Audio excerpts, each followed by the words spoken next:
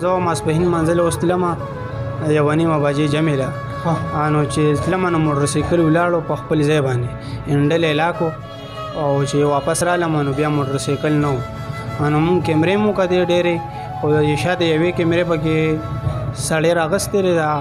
شاید لږه راغلی ده خو مخې نه دی راغلی پاتې توره خاص لګي نه خو لکه مونږ دا وایو چې مونږ ډېر غریبانان یو مونږ به دې دوکان کې کار کوو دا پردي دوکان بسم الله الرحمن الرحیم شروع کوم په نامه د خدای چې بخونکی او مهربانه دی ګرانو کتونکو څنګه چې تاسو ته پته ده چې موږ ستاسو دپاره د شاعرۍ ټایپ او داسې مزاحیه پروګرامونه ریکارډ کړو نن بیا شواډه کې ولاړ یم افسوسناکه واقعه شوې ده زموږ یو ورور خوږ ورور سره تاسو ته چې څنګه پته ده د موټرسایکل غله ډېر زیات شوي دي او زموږ د ورور نه نن چا موټرسایکل پټ کړی دې سره راځئ یو څو خبرې کوو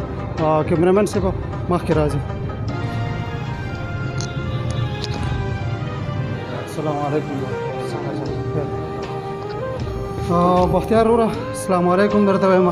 اډې ته رالم باسي دوسه دکان خواته رالم بیا ستاسو هلته کوم ګودام دی نو د دې د خولې خبر شوم چې بختیار نه چا ګاډي پټ کړو نو پیمان ډېر زیات خفه شوم وعلیکم سلام ډېره مهرباني چې تاسو راغلې زمونږ د اواز زمونږ د فریاد هم په سکرین باندې راوستو ډېره مننه بختیار وروره دا واقعه څه ټایم شوی او کله شوی دا راسره لږ شریک دا خو نن شوي ده زه ماسپښین منزل وستلمه 1:30 بجې جمع ده نو چې تلمه نو موټرسایکل ولاړو په خپل ځای باندې انډل علاقو او چې واپس رالم نو بیا موټرسایکل نه و نو مونږ کیمرې مو کتې ډېرې خو شاته یوې کیمرې پکې سړی راغستې ده شاید لږه راغلی ده خو مخې نه دی راغلی پاتې توره خاص لګي نه خو لکه مونږ دا وایو چې مونږ ډېر غریبانان یو مونږ به دې دوکان کې کار کوو دا پردي دوکان دی دا دوی بختیاره دا دوکان خپل دی که نه پردی دا پردی دی مونږ سره د اړمار یو مونږ د ترکئ یو مونږ سهار منځه الله ځو نو مونږ ته موټرسایکل در ضرورت دی دا ما د یو بل نه د یار دوست نه پیسې کله در اغستې وي ما وی چې ځان له بېګاړې واخلم او کار مې روان شي لکه 10,000 روپۍ د بل چا نه راغستې او یا 10,000 روپۍ مې بل چا نه راغستې وي دا ګاډي مې راوباسه ما وی چې وایي زما پې کار روان شي نو به دې ظالمانو رانه ګاډی پټ کړو چې هر چا دا کړي راپورټ مې کړی FIR مې کړی پوه شو FIR د کوم ځای کالوخان تاڼه کې دکه کالوخان تاڼې ته مونږ یو ریکویسټ کوو د زړه د کومې نه چې زموږ په شان ډېر غریب انسان دی چې موټرسایکل دی چا پټ کړی په 49,000 روپۍ اخیستی و دکه 10,000 روپۍ بختیار صاحب خبره کوي چې د خورۍ نه مې راغستې وې او نورې لا پاتې دي ځکه چې په 600 روپۍ کې به دې دا نورې پیسې هغه ورته د کور تقاضیم دي ټوله غریبۍ کورونه تاسو ته پته ده او بله خبره ده د موټرسایکل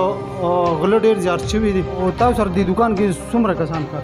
مونږ سره 3-4 ملګري کار کوي او دا راته ووایه ستاسو نیک اوس په موقع نشته چېرته دی زمونږ نیک خو په موقع باندې نشته هغه تللی تبلیغ کې او بس دا کار یې خدای ته پرېښی دی مونږ ته یې په حواله کړی دی او بس مونږ خو سهار ملا بانګ باندې راځو او ماښام ماستن ځو نو مونږ ته د موټرسایکل ډېر غټ ضرورت دی هغه بې غیرته دی لکه هغه رزق هغه وسیلې ټولې بند دي او جی او نو بس رزق کې رالې شګې واچولې هر چا چې کړي